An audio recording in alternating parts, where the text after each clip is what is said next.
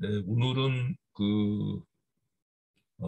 이 화면 보이는 것처럼 김연숙 사장님이 어, 그 회사를 몇 개를 이제 경영하고 계시는데요. 계시는 사장님이신데 저희 성균관대학교 IMBA를 하시고 또 지금 현재는 이제 일본 와세다 대학에 또 이제 공학 박사 과정에 어, 재학 중이십니다.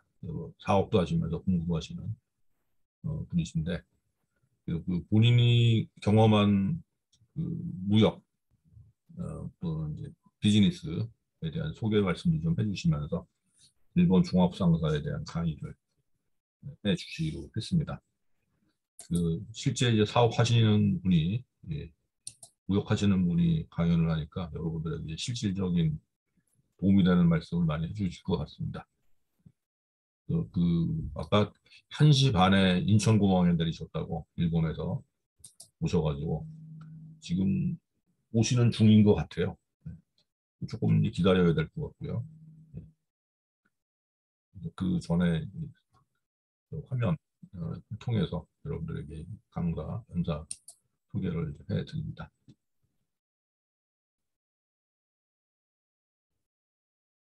네, 다들 잘 지내고 있나요? 별 탈 없이? 날씨 굉장히 좋죠? 꽃도 많이 피고 제일 좋은 계절이 왔습니다. 손동태 학생 잘 지내고 있어요?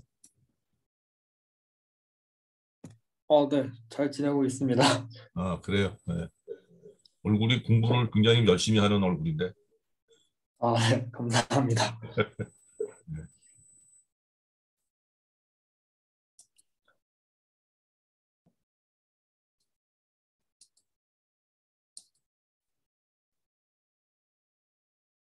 우리 강다정 학생도 잘 지내요? 네, 잘 지내고 있습니다. 지금 3학기인가요? 네, 3기입니다. 3학기. 네.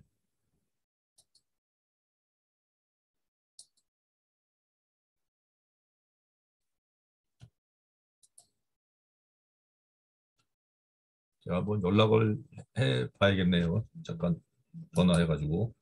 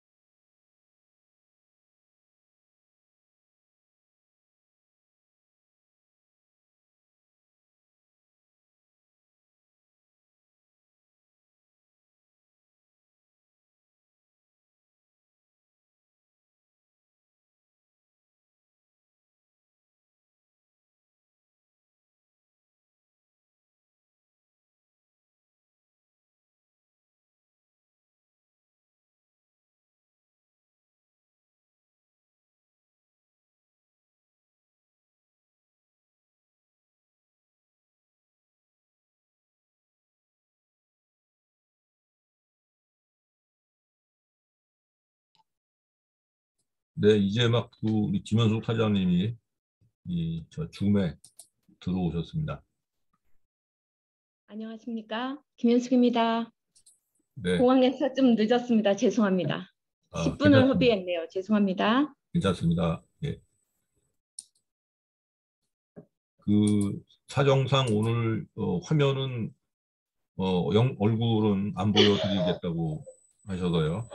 다음 기회에 다음 기회에 네, 비행기 네, 타고 지금 바로 와가지고요. 제가 네, 좀 미워요. 죄송합니다, 네. 교수님. 다음에 이쁜 모습을 보여드리겠다고 네, 네, 하십니다. 네. 네, 감사합니다. 네. 그러면 음성으로 해서 들으시면 될 것 같고요.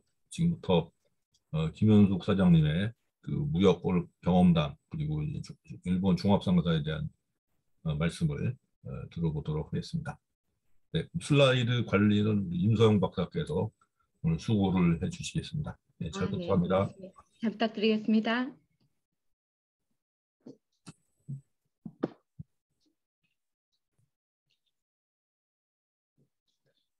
네, 그러면 이 강연을 네. 시작하겠습니다. 네.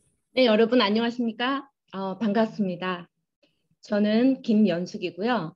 성균관대학교 IMBA를 졸업하고 지금은 현재 일본 와스다 대학원 공학 박사 과정을 전공하고 있습니다. 그리고 저의 관심 연구 분야는 시스템 제어 학과입니다. 현재 INY 구리오카 엘리체라는 회사를 3개 운영하고 있습니다. 넘겨주세요. 이거 바로바로.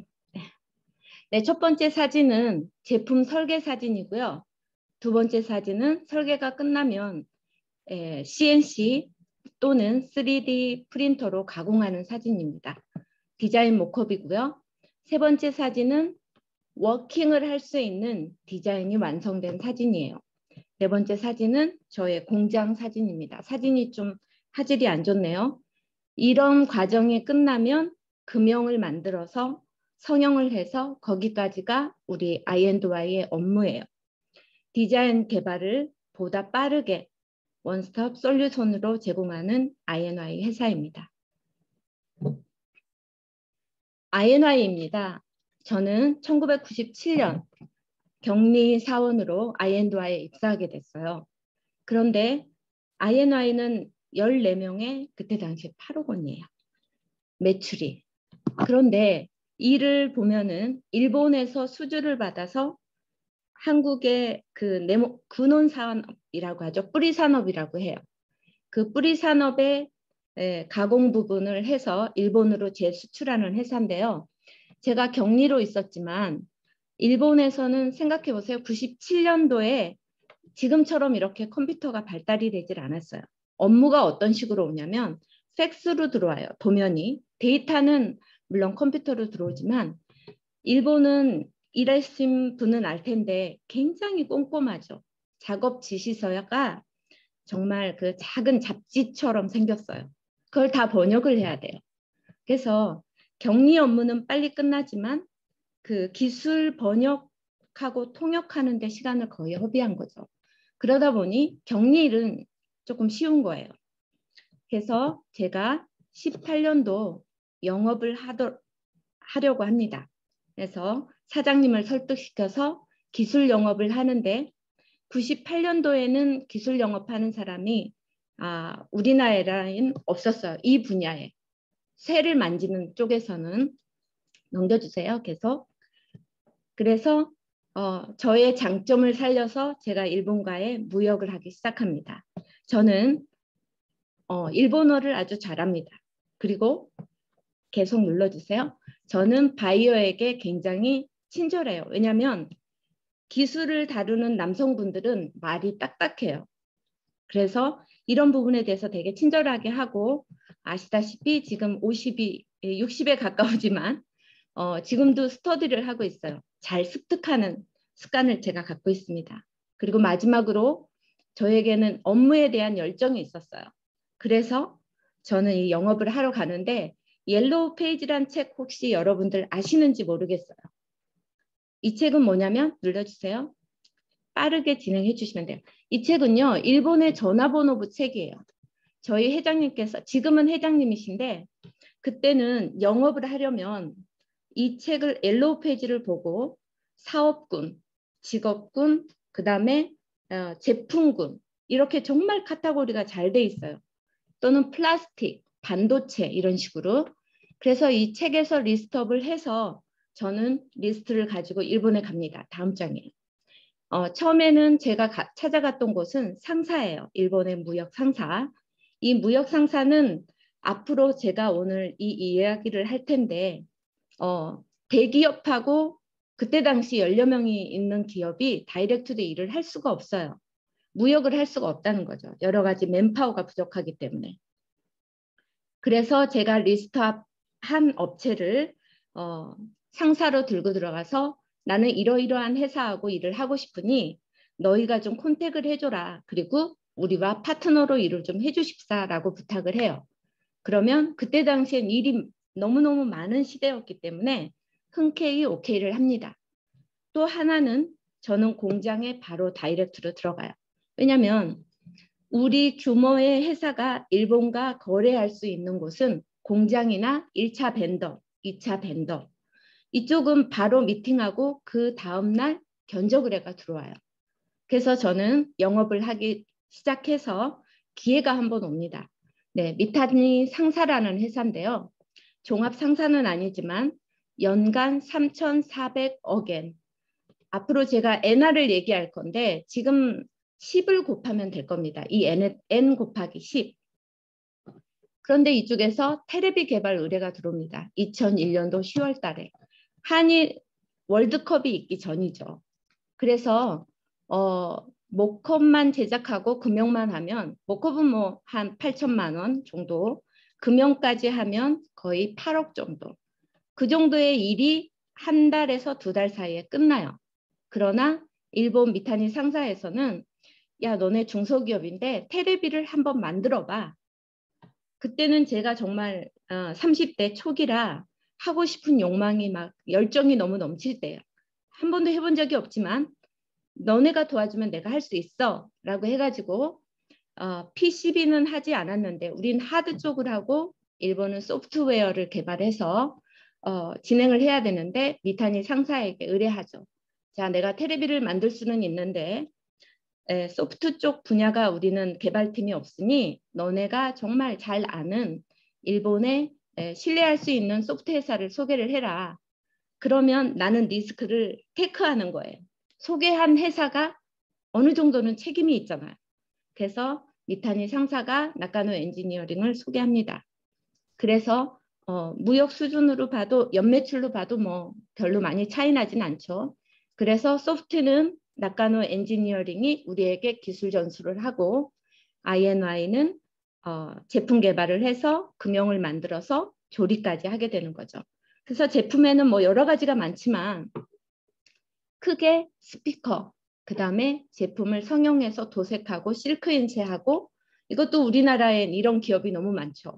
그래서 수원의 협력사가 하게 되고 PCB 개발은 나카노 ENG의 도움을 받아 저희가 컨트롤하는 페테코리아에서 하게 됩니다.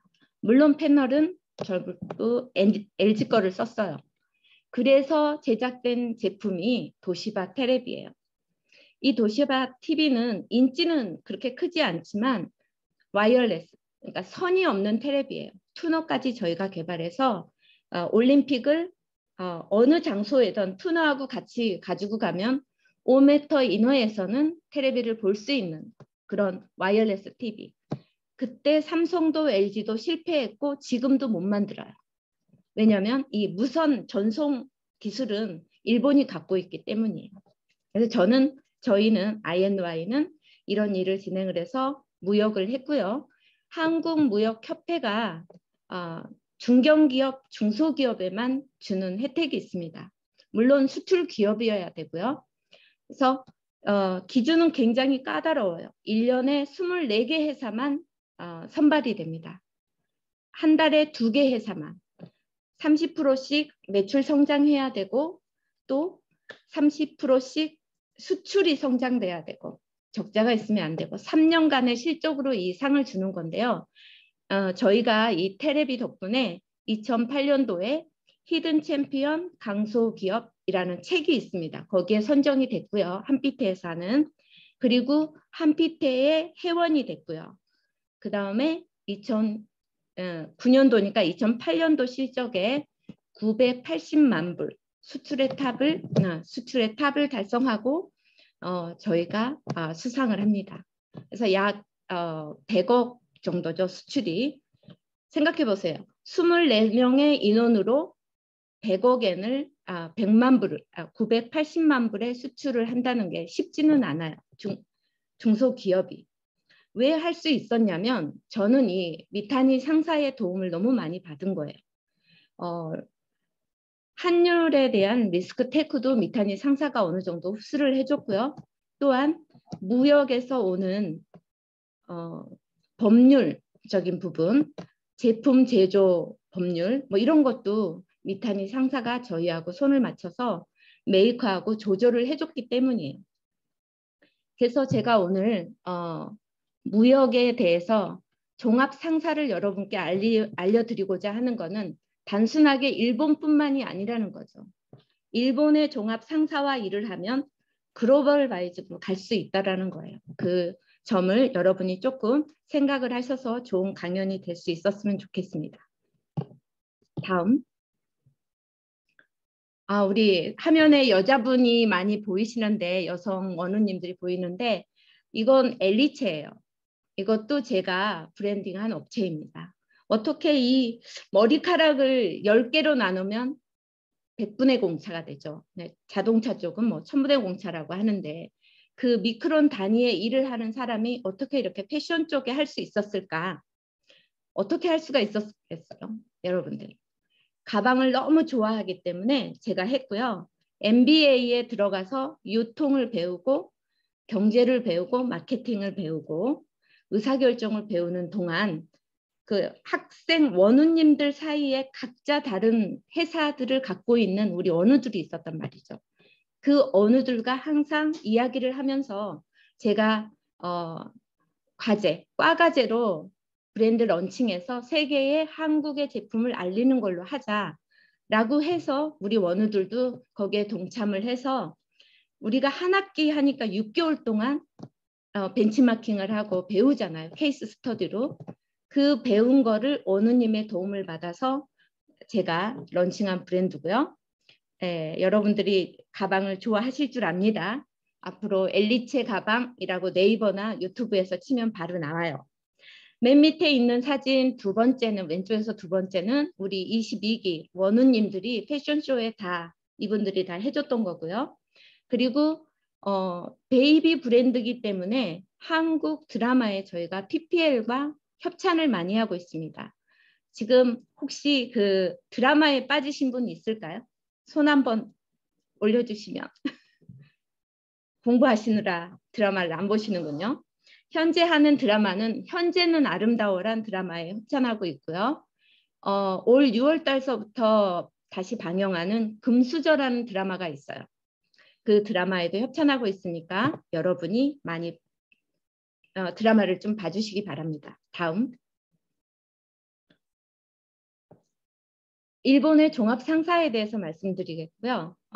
종합상사의 경영 리스크 요인이 있었고 경영 관리에 의해서 적자가 났을 때 그 종합상사는 앞으로 어떤 투자를 진행하는지 여러분이 보게 될 거예요.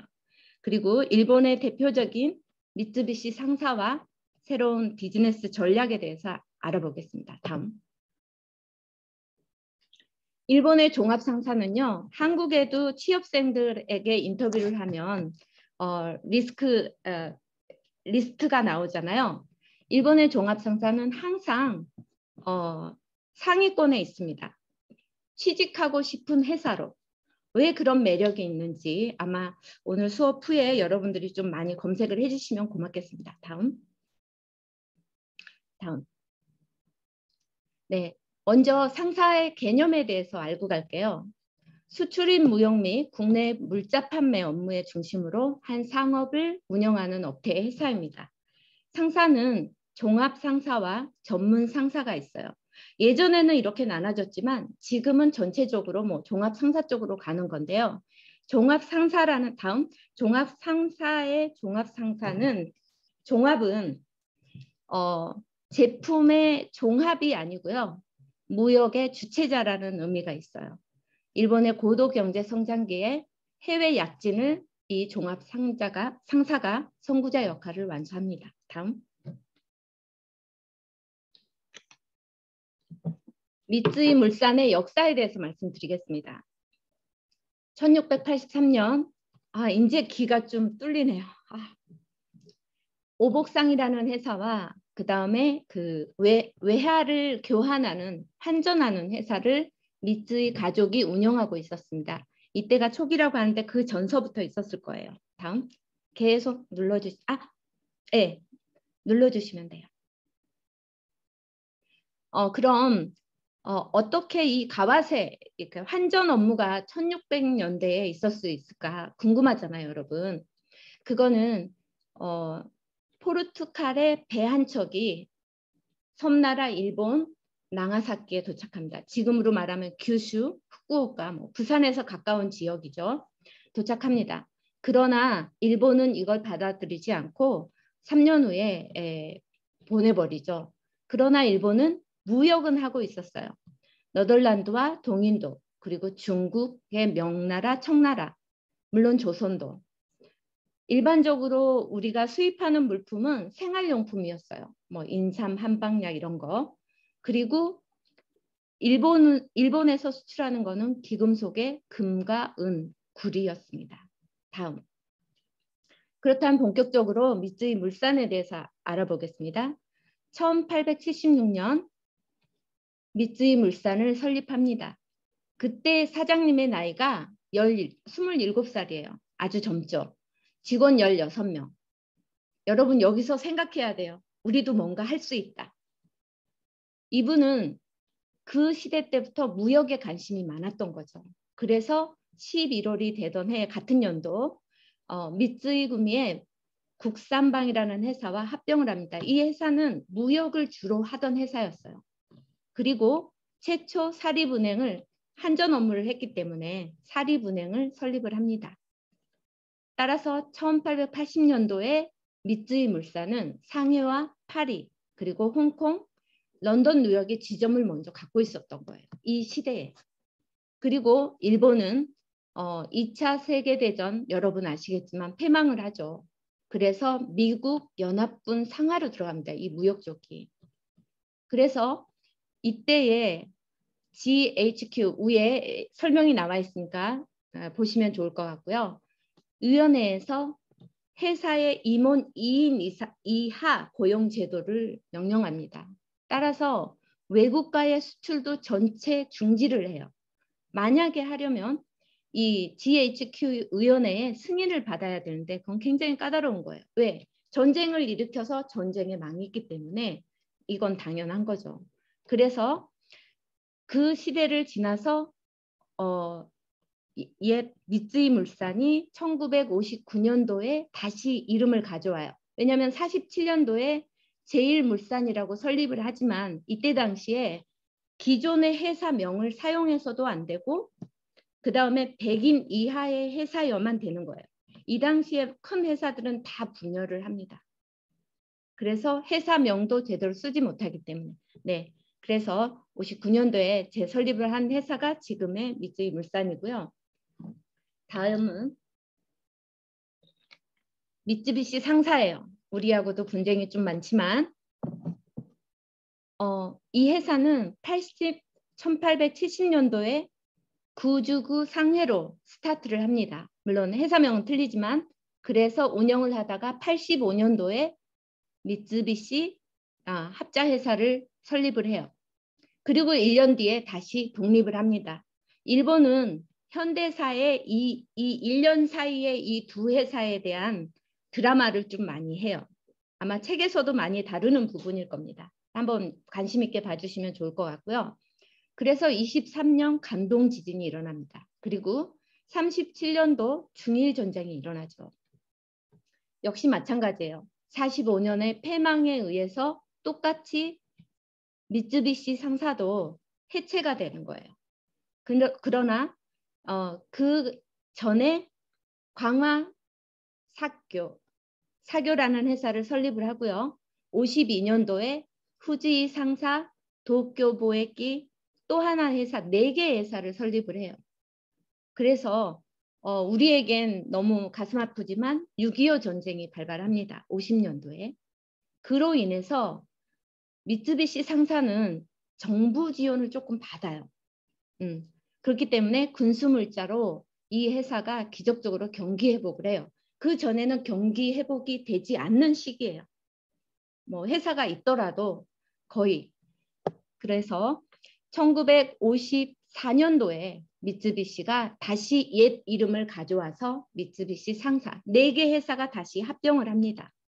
그래서 주로 52년도 샌프란시스코 평화협정 이후에 이제 본격적으로 무역을 하게 돼요. 일본이.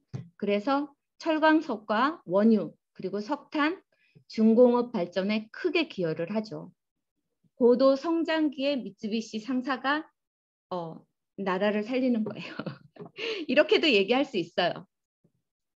그래서 지금 아마 150년 가까이 되는 이 회사를 운영하고 있습니다. 100년 기업이 굉장히 어려운데 미쓰비시 상사는 건전하게 있고요. 다음. 그럼 10대 상사는 이런 상사가 있는데요. 8대 상사로 축소된 경우는 업계 내 통폐합이 이루어졌고 사업 영역이 축소가 돼요.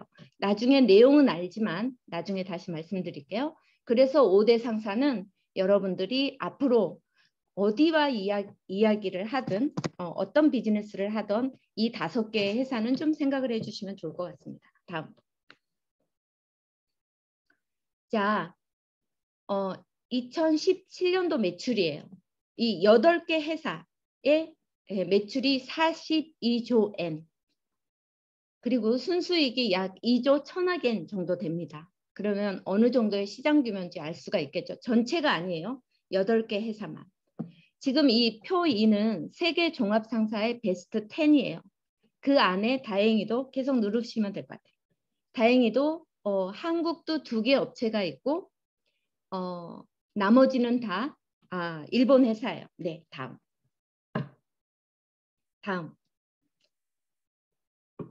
자, 표 3은요. 우리가 종합 상사의 이윤을 실적을 좀 보여드려요. 이 보면 눌러주실래요? 2번. 네. 위에 3위가 마루베니라는 회사가 있는데요. 15년도 총매출에서는 1위를 합니다. 7조 3,003억 엔. 2위가 6이라고 써있는 번호 6번에 6조 9,255억 엔이죠. 그러나 순수익을 봐보세요. 단기 순수익을. 굉장히 많이 차이 나죠. 갑자기 미쓰비시 상사가 적자를 처음으로 맞는 거예요. 자, 그 원인에 대해서 알아보겠습니다. 매출 추이인데요. 이게 아마 밑에 연도가 잘 안 보일 거예요. 첫 번째 왼쪽에서 첫 번째가 93년도 버블 경제입니다. 그 전에 90년대부터 10년간은 이 적자는 아니지만 5대 종합상사의 최종 이윤을 총 플러스한 게 3,700억 엔이에요. 10년간. 그러나 93년도에 버블 경제가 무너지기 시작하죠. 이 경제의 원인은 항상 우리 리먼 브라더스도 그렇고 뭐 지금도 조금 중국도 이런 상황이 있지만 부동산 투자에 너무 과감하게 투자한 거예요. 우리 투자는 원유의 투자나 부동산 투자나 뭐 경제를 다루니까 뭐 여러분들 더 많이 아시겠지만 이 버블 경제는 부동산 투자로 시작된 거예요. 너무 고투자를 하신 거죠. 그래서 이 밑에 지표를 보면 굉장히 적자를 내고 있죠. 그러다가 2번째 동그라미가 2002년도예요.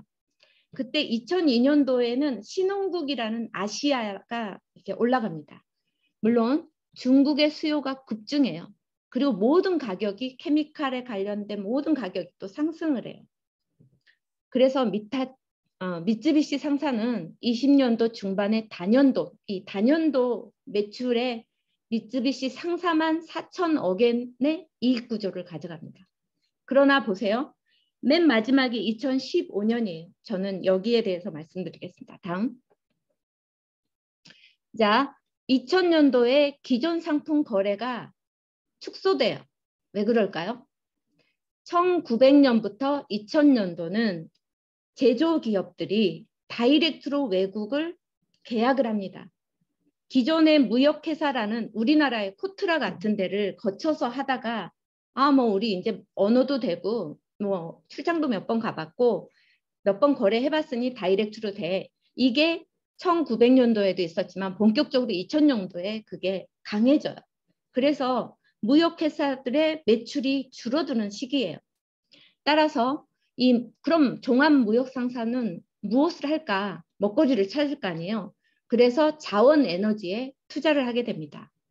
그래서 11년도, 12년도에 자원에너지를 투자를 해서 많이 고수익을 창출하긴 해요. 그러나 영원한 건 없죠. 자, 미쓰비시 상사가 11년, 12년도에 투자한 금액이 무려 8,450억 엔. 굉장히 높은 수치예요. 그 다음 미쓰이 물산도 칠레 구리광산에 호주 LNG 사업에 투자를 합니다. 다음. 이 자원개발 투자에 의해서 일본은 미쓰비시 상사와 미쓰이 물산은 이 두 회사는 특별히 마이너스 성장을 하게 돼요. 왜냐하면 해외 자원이 이 자본 시장에 들어가기 위해서는 자본을 취득하잖아요.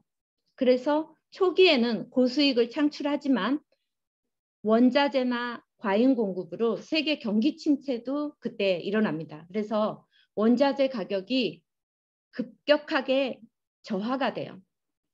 그래서 이육 수치, 이 가로 안에 있는 숫자는요, 적자예요.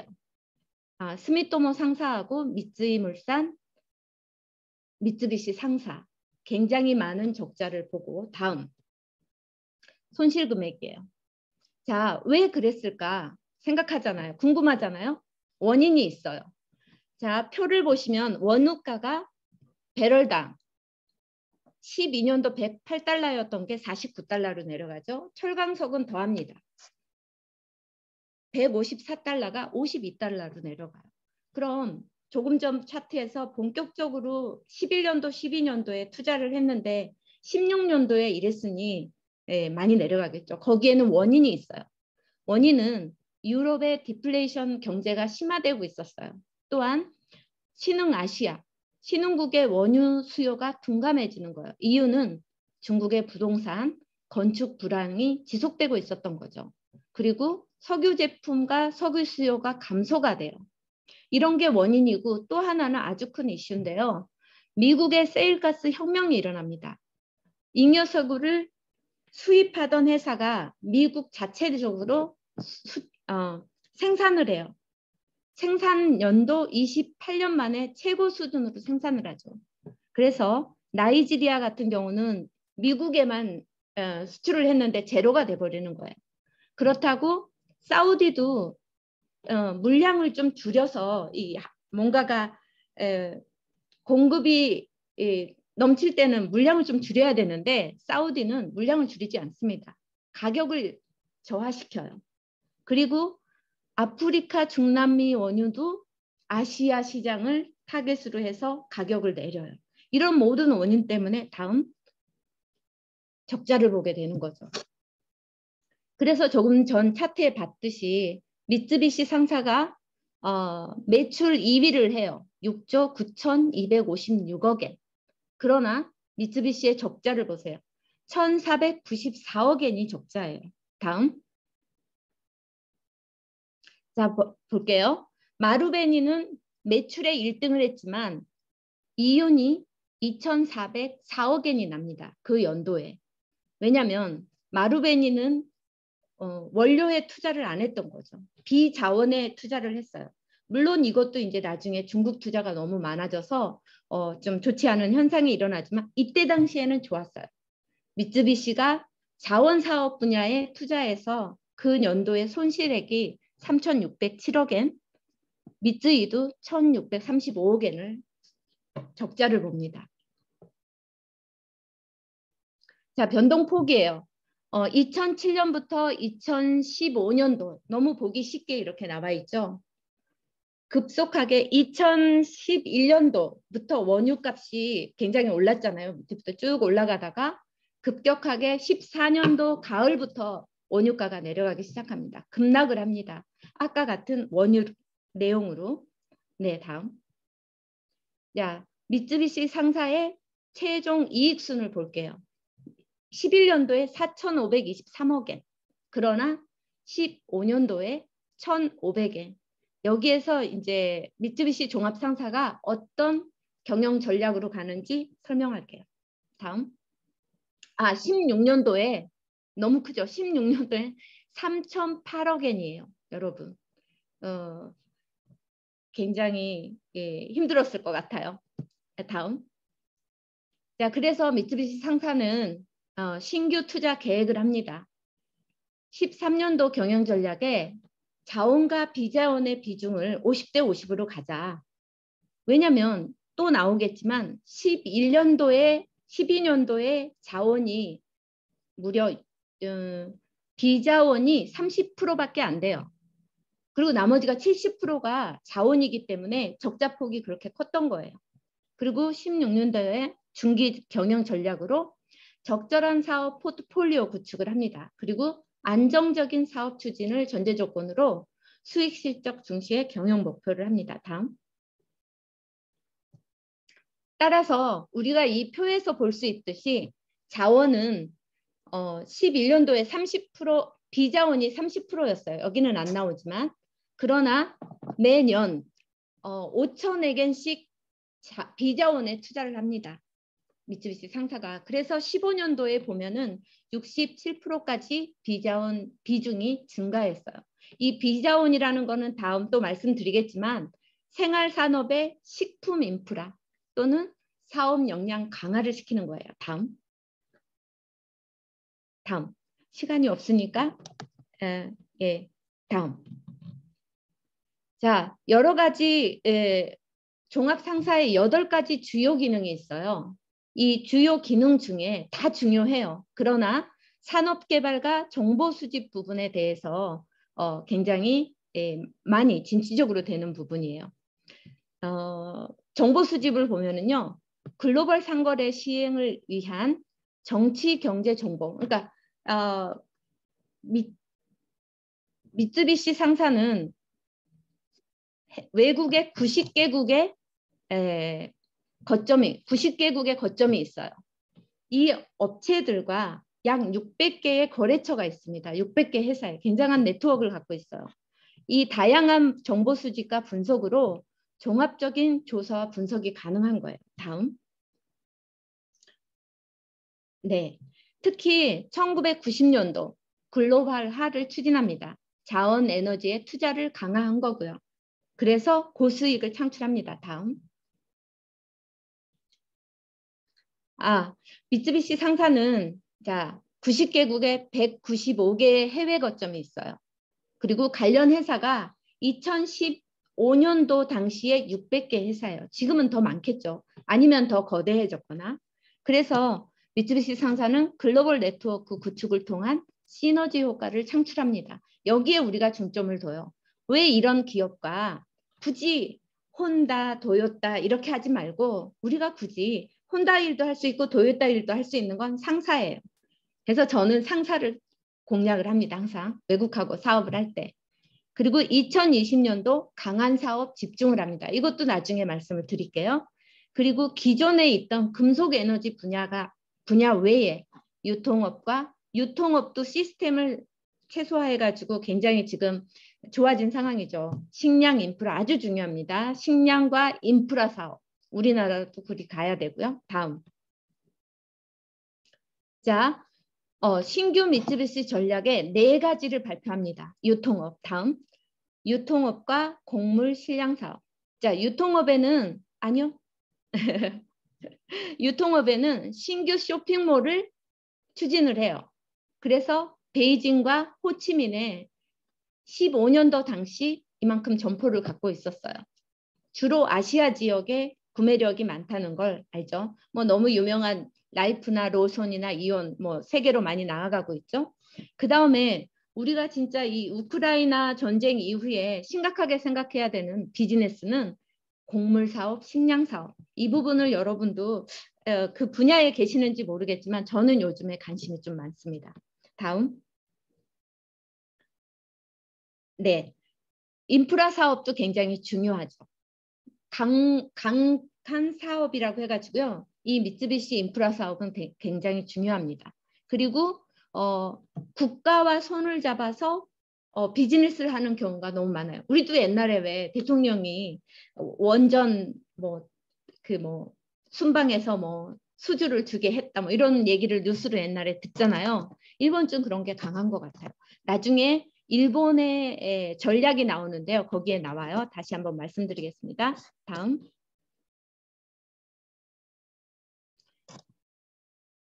이거는 일본 정부가 해외 진출 전략을 세우고 있는 상황이에요.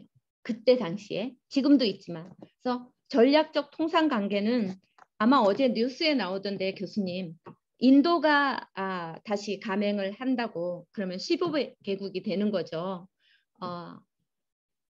RCEP. 그래서 일본은 1월 달서부터 이게 지금 진행이 돼요. 나중에 기회가 되면 FTA나 뭐 RCEP나 이거를 한번 정리해서 발표할 기회가 됐으면 좋겠습니다. 그래서 지금 아직까지는 인도를 빼고 14개국이 들어와 있어서 일본은 1월 달서부터 FTA를 시행하고 있습니다. 그럼 자동차를 우리가 여지껏은 세금을 내고 갔는데 많은 품목이에요. 그 부분이 올부터 관세가 없어지고 일부 품목은 10년에 한해서 지금 6%라고 하면 10을 6으로 나눠서 계속 줄여가는 거예요.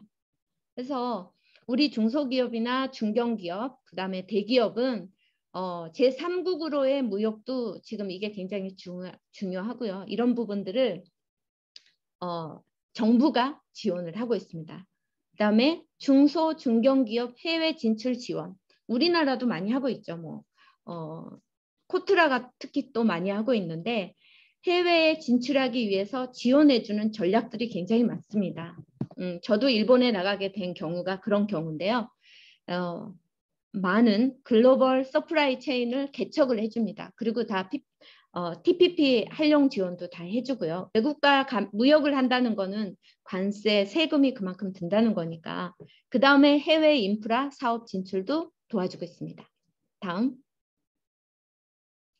네, 쿨 재팬이라고 아마 여러분이 들어보셨는지 모르겠는데요. 쿨 재팬은 본격적으로 정부가 기업과 같이 나아가서 세일즈를 한다는 그런 정책이에요. 창조산업 해외 진출 지원 정책, 18년도 방송 콘텐츠 관련 사업 해외 매출 진출 정책, 그 다음에 10년도 대비 3배 증대 목표 설정해서 진출을 합니다. 쿨 재팬은 민간 협력과 플랫폼, 콘텐츠와 주변 사업을 해외에 진출해서 시너지 효과를 내게끔 하는 것인데요. 정부 내각부, 지적재산 전략추진 사무국에서 운영을 해요. 그래서 왼쪽에 보면 뭐 기관 38개사, 뭐 개인, 죄송합니다. 회사명 25명, 관계부처 12개소 뭐 이런 게 있잖아요. 이 분야의 사람들이 다 팀워크 돼요. 그래서 탑 비즈니스를 하는 거예요. 우리나라도 왜 VIP가 외국에 가면 기업인들 같이 가죠. 그런 것과 마찬가지지만 여기는 본격적으로 비즈니스를 해주는 거예요. 탑 비즈니스를. 그래서 관련 사업 창출을 해주고 인재 육성을 하고 콘텐츠 사업을 개발을 해줍니다. 그리고 정부 총리를 포함한 글로벌 인프라 활용을 탑 마케팅을 해주는 것입니다. 다음. 오늘 미쯔비시 상사에 대해서 마무리를 할까요? 시간이 너무 없어서요. 그래서 첫 번째는 수익 투자 구조죠. 우리가 배울 수 있는 거는 수익 창출의 원동력이 자원에서 비자원으로 전환했다는 거. 지금은 뭐예요? 자원으로 투자하신 분들이 돈을 벌고 있다는 거죠. 이거는 어떻게 우리가 리스크를 예측할 수가 없어요. 경제 상황이 하도 급변하니까. 그래서 이런 거는 우리가 그래도 투자의 기본은 나눠서 투자하는 거기 때문에 자원과 비자원, 뭐 최근 인프라, 뭐 유통 이런 쪽에 관심을 많이 가져주시면 좋을 것 같고요. 그 다음에 2015년도의 경영 실적은 자원 투자를 함으로써 고수익을 창출했지만 자원 투자를 함으로써 미쓰비시 물산이 15년 탑을 찍다가 마루베니에게 2위 자리를 내려놓은 몇 년 동안 그런 상황이 일어난 거예요. 그래서 막대한 손실을 입었고 다각화, 다양화, 기업의 제휴를 통한 종업상사 기능에 대한 다변화 투자 전략에 대해서 배웠고요. 신규 사업은 90개국 195개 해외 거점을 둔 600개의 관련 회사의 글로벌 네트워크를 활용한 유통업이나 식량, 인프라, 생활산업의 영역의 다각화를 전개하였다. 뭐 이 이후에 종합상사는 다음에 혹시나 기회를 주신다면 제가 또 한번 서치를 해서 여러분과 만날 수 있게끔 하겠습니다. 제가 너무 시간이 늦어진 만큼 좀 빠르게 강의했는데 여러분 질문이 있으면 이게 받을 수가 없군요. 네, 감사합니다, 김 사장님. 아유, 감사합니다. 공항에 내리자마자 오셔갖고서는 피곤하신데 당연히. 아닙니다, 아닙니다. 네. 이 마지막 슬라이드 그림은 이게 뭔가요? 아, 이게 그 무역이라는 걸 치면은요, 이게 나오는 그림이에요. 그래서 네, 그 유명한 그림인데 멋있잖아요. 우리 무역인들이 그래도 자부심을 갖고 해외에 이렇게 나가는데 이 예. 그림을 보면 뭔가 이렇게 에너지가 나오는 것 같아요. 제 개인적으로 좀 좋아하는. 네. 네. 그 국기가 프랑스 국기인가요? 아, 예. 네. 그런 것 같아요. 밑에 그 네. 달았는데요. 인터넷에서 제가 따온 네, 건데요. 네. 예. 네, 질문 멋있지 있으신 않나요? 학생들 질문 하시기 바랍니다.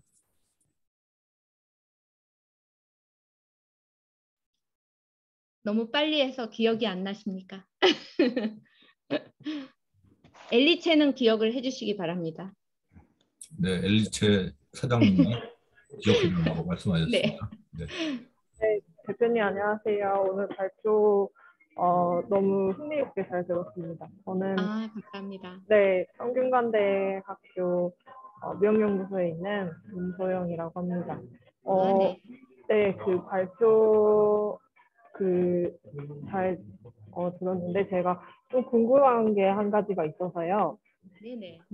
보통 수출 이게 무역업을 하실 때 뭐 새로운 바이어랑 거래를 하실 때 만약에 이제 중소기업들 같은 경우에는 그 새로운 발주처 찾는 데도 굉장히 어려움을 좀 많이 겪고 있고, 그리고 거래를 하고 나서도 이제 바이어한테 대금을 회수를 못 받는다든지 이런 위험들이 굉장히 다양한 걸로 알고 있는데요. 뭐 무역보험을 그래서 한국 정부에서는 이제 무역보험 활성화하는 거를 좀 강조를 하고 있는데, 직접 이제 그 운영을 하시면서 뭐 무역보험 같은 거는 어떻게 활용을 하고 계시는지 혹시 네, 공유를 해주실 수 있을까 해서요. 궁금해서. 네. 아주 흥미로운 질문 같아요. 저는 지금 일본에 약 25년 정도 무역을 하고 있거든요. 근데 제가 그 일본 기업하고 무역을 했을 때는 그렇게 큰 분쟁은 없었지만 그래도 제품을 만드는 회사이기 때문에 뭔가 비가 너무 많이 와가지고 폭풍을 맞아서 이렇게 물건을 실추하거나 이런 경우가 있어요. 근데 중소기업은 저희는 이제 상사하고 하니까 뭐 CIF 조건 외에는 저희가 그 한국무역협회의 보험 기본적으로 드는 거 외에는 안 하고 있는데, 특히 인도나 앞으로 우리가 일이 많아질 건데요. 인디아 거기는 그 일본은 굉장히 젠틀하게 정말 기업이 대금을 안 주거나 문제가 생겼으면은 문제 리스크를 우리 쪽에 던진다든지 이러지는 않거든요, 일본은. 그런데 저희가 인디아 쪽 그 타타모터스하고 회사명이 나와도 되나? 진행을 할 때는 굉장히 대금 일정도 엄청 늦고 불안하고 이런 건 특히 무역 보험을 많이 들어야 될 것 같아요. 또한 가장 중요한 건 환율. 왜냐하면 환율이 지금처럼 막 그 달러가 이렇게 오르고 있잖아요. 그런데 제품을 납품하고 대금을 받는다는 건 거의 6개월 후거든요. 그러면 우리 중소기업들도 거기까지 돈이 유동이 어떻게 될지 모르기 때문에 그러한 환율, 그다음에 제조법에 대한 보험 뭐 이런 거는 꼭 필요하지 않을까 싶어요. 우리는 해상에 대해서만 리스크가 좀 많다 보니 해상에 대한 그 보험료만 저희가 그 건바이 건으로 하고 있거든요. 지속적으로. 아주 필요할 것 같습니다. 네, 감사합니다. 감사합니다. 그 잠시 검색해 보니까 저 국기가 프랑스 국기가 아니라 네덜란드 국기네요. 아, 그런가요? 예, 프랑스 국기는 네. 색깔은 같은데 옆으로 이렇게 있고, 예, 네. 수직으로 세 색깔이고 빨간, 흰색, 파랑. 네덜란드는 네. 수직으로 세 색깔이네요. 네덜란드가 아마 그 가장 빠르게 이 아시아 쪽 예. 무역을 진행했던 그런 참, 역사가 많아요. 무역 국가죠, 네덜란드. 네. 네, 감사합니다, 교수님. 네. 예, 질문 있으면 계속해 주시기 바랍니다. 예, 대표님, 저 두 가지만 좀 질문 드리고 싶은데요.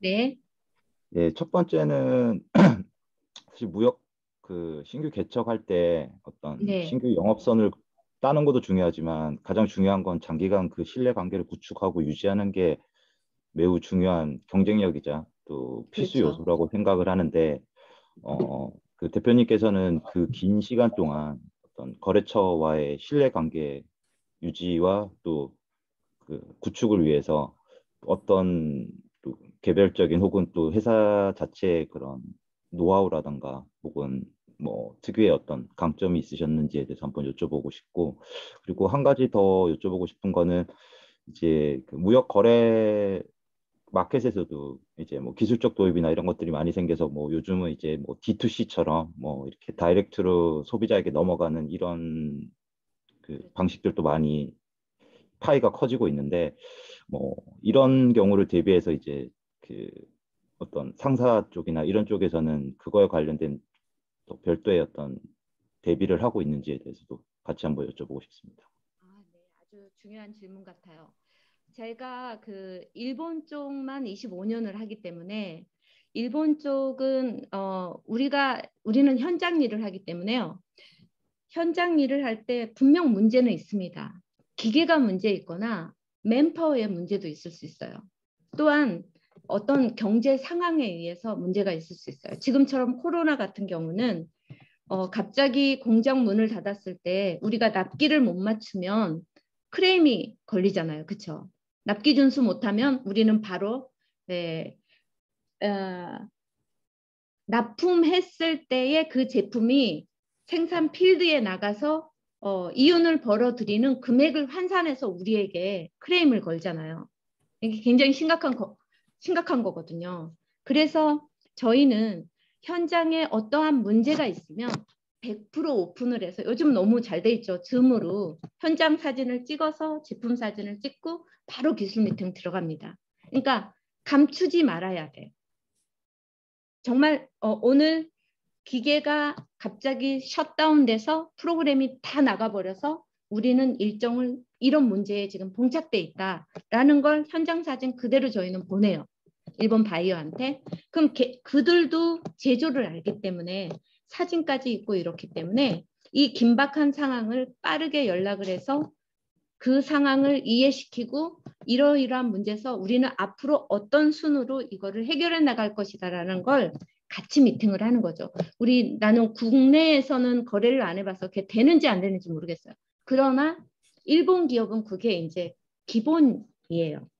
그래서 문제가 있을 때는 우리가 달려가고 일본 기술진들이 바로 날라와서, 지금 같으면 굉장히 어렵지만 이 코로나 전까지는 항상 너무 가깝잖아요. 일본 1시간 반밖에 안 걸리죠. 그래서 항상 문제를 같이 해결하는 정말 비즈니스 파트너로 갔기 때문에 25년 전에 제가 영업해서 지금까지 연결되지 않았느냐. 숨김이 없이 우리의 현장을 그대로 보여주는 것도 영업의 아주 참된 길이 아닌가 이렇게 생각을 하고요. 그래서 연결이 됐다라고 생각을 하고요.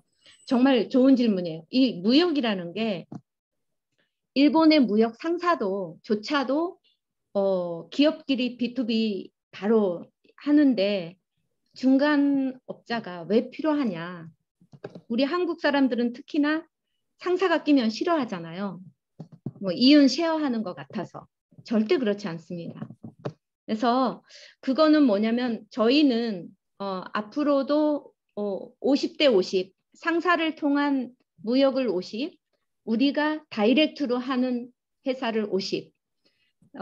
이걸 가져가야 돼요. 왜냐하면 토요타가 다음 달로 트랜스미션을 200대를 빨리 보내줘라. 갑자기 긴급 물량이 발주됐을 때 우리 제조업은 그걸 못하거든요. 그러나 중간에 있는 이 상사는 로지스틱을 운영하기 있기 때문에 자체적으로 6개월 재고는 보유하고 있어요. 그래서 우리가 가지 않아도 우리가 긴급하게 제조 단가를 올려가면서 생산하지 않아도 우리의 파트너는 그 제품을 갖고 있기 때문에 거기에서 바로 납품을 해주고 이런 장점이 있기 때문에요. 처음 진입할 때는 우리가 다이렉트로 거래할 수 있는 업체는 그렇게 많지 않을 거예요. 그러나 상사를 통하거나 아니면은 뭐 1차 벤더를 통하거나 할 때는 진입 장벽할 때는 여러 가지 리스크가 많잖아요. 저기 임소영 씨가 질문했던 뭐 보험 관련 환율 리스크, 그다음에 분쟁 소지가 되는 뭐 여러 가지 납기라든지 그런 부분을 익힐 때까지 6개월, 2년, 3년까지는 다이렉트로 해도 되겠다라고 요이똥할 때까지는 이 업체를 상사를 통해서 영업을 하고 내 파일을 키우는 것도 가장 중요할 거라고 봐요. 그래서 I&Y도 항상 다이렉트 거래 50, 상사 포함해서 거래 50 이렇게 가져가고 있습니다. 원하는 답이 됐을까요? 예, 말씀 감사합니다. 오픈하는 감사합니다. 그 신뢰 네네. 구축 방법 되게 인상적이었는데, 예, 말씀 감사합니다. 네네. 참고로 우리 권기열 대표도 무역업을 합니다. 아, 그러세요. 업을 하면서 네. 아, 그 임소영 어쩐지 박사는 일본 질문이 핵심적이었어요. 예. 역시 그 일을 하니까 핵심적인 질문을 던지는군요. 네, 네. 좋습니다. 네. 그 임소영 박사는 그 일본 리스크 관리 연구를 하고 있고요. 아, 진짜요? 네. 네, 필요한 자료 있으면 연락 주세요. 네, 연락드리겠습니다. 감사합니다. FTA 자료는 많이 드릴 수가 있을 것 같아요. 네네. 그 우리나라는 전화번호부가 이제 없어진 것 같은데요. 잘 안 쓰는 것 같은데 일본은 그 옐로우 페이지를 아직도 쓰고 있나요? 나오기는 해요. 네. 근데 혹시 정말 그 네. 옐로우 페이지 너무 유용해요. 정말 네. 잘 나왔어요. 예. 네, 그 그래서 옐로우 우리가 페이지 지금 교수님 인터넷에서 치면 전화가 안 되거든요. 예, 기업, 예.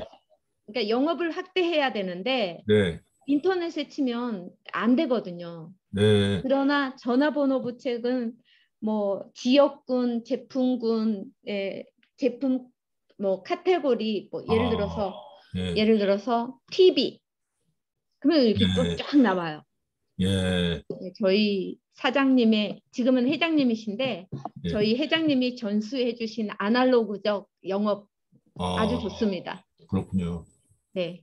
그 미국도 옐로우 페이지라고 그래서 전화번호부가 있었는데요. 아, 요즘 없어질 것 그래요. 같고, 예. 근데 그렇게 기본은 있습니다. 카테고리별로 구분해서 주지는 않고 그냥 이름하고 전화번호 이 정도 나왔던 것 같습니다. 네. 근데 일본 옐로우 그러니까요. 페이지는 보기 좋네요. 네, 일본은 정말 디테일한 게 약간 다르죠. 그래서 이들이 일본이 부족한 점이 뭐냐면 시스템이 부족해요, 교수님. 예. 지금도 그 일본 거래하시면 아실 텐데 1억짜리 영수증을 손으로 씁니다. 손으로요. 우리나라에서는 3만 원 이상 못 쓰잖아요. 예. 그런 부분, 그러니까 아날로그적인 부분, 뭐 매뉴얼이죠. 우리나라는 시스템이라고 하면 예. 일본은 매뉴얼, 철저하게 음. 매뉴얼. 예. 그 도장도 아직 계속 쓰고 있다 그러대요. 사인 안 하고. 그럼요. 네. 그 제가 집을 샀는데 인테리어를 오더하는데 예. 인테리어 오더하면 우리는 전화나 팩스로 해서 이거 해주세요. 송금할게요. 그러면 송금 받으면 진행하잖아요. 예. 도장을 잘못 찍었다고 3번이나 서류가 날라와요. 예. 진짜 느려요. 좀 예. 많이 바뀌어야 돼요. 예. 그 옐로우 페이지는 유료인가요? 무료인가요? 무료입니다. 무료. 예. 네. 학회에도 많이 나와 있을 겁니다. 그쪽은 네. 제가 안 봤는데요, 교수님. 네. 네, 정말 엄청 두꺼워요. 예, 보니까 굉장히 두껍네요, 그게. 네, 예. 그 2가지, 3가지로 구분을 해서 이렇게 하니까 두꺼워질 것 같습니다. 그렇죠. 예. 네, 질문 옐로우 있으면 페이지가 해주세요. 인상적이었나요? 예. 오랜만에 보니까 반가워서요. 예. 예. 다른 학생들 질문 있으면은 해주시기 바랍니다. 그 중국 학생들이 꽤 많이 있는데요, 이 대학원 무역학과에. 예, 그 일본이 중국하고도 이제 무역을 많이 하죠. 그렇죠. 많이 네. 하죠. 근데 약간 그 뭐랄까? 예전에는 자원도 많이 했던 것 같은데 최근에 홈쇼핑 오늘 그 미쯔비시 상사도 했지만 식품 쪽에 중국으로 최근에 많이 진출하고요. 네.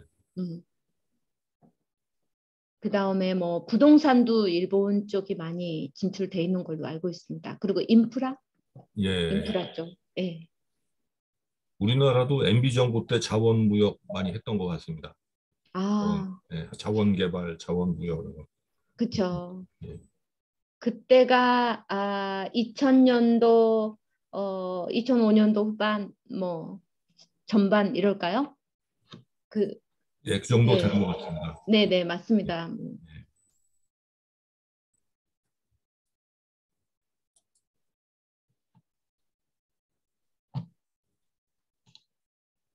오늘 많은 시간 감사드립니다. 여러분, 공부는 아주 중요한 것 같아요. 배우고 나면 항상 내 위치가 항상 예를 들어서 대학원을 배우고 나면 저의 위치가 조금 업그레이드 됐고요. 지금 와세다 공학 박사를 공학 박사까지는 아직 아니고요. 수료까지는 했어요. 그러면 또 지금 제가 정부 일을 조금 하고 있는데 어떤 다른 일이 오는 것 같아요. 그래서 배움이라는 건 우리가 모르기 때문에 배우는 거기 때문에 어떤 것이든 여러분 학업은 정말 중요해요. 여러분들 이 좋은 날씨에 이렇게 PC 앞에 앉아서 배우고자 하는 게 바로 저의 모습이었고 지금도 저고요. 이런 면에서 굉장히 존경합니다. 네, 감사합니다. 감사합니다. 날씨가 좋아도 공부하라는 말씀을 해주셨습니다. 그렇죠. 우리가 공부는 재밌잖아요. 네. 날씨가 나쁠 때만 하지 말고 날씨 좋을 때도. 그렇죠. 이제 지금서부터 노시면 되죠. 네. 좋습니다. 네, 질문이 더 없으면은 우리 김 사장님 이제 막 귀국하셔서 피곤하실 텐데 이 정도로 감사합니다. 오늘 텀 행사 특강을 마치도록 하겠습니다. 감사합니다. 사업 경영과 그 일본의 종합상사에 대한 말씀을 들었습니다. 다음에 또 뵙도록 하고요. 이 정도로 네, 감사합니다. 마치겠습니다. 감사합니다. 네, 감사합니다. 감사합니다.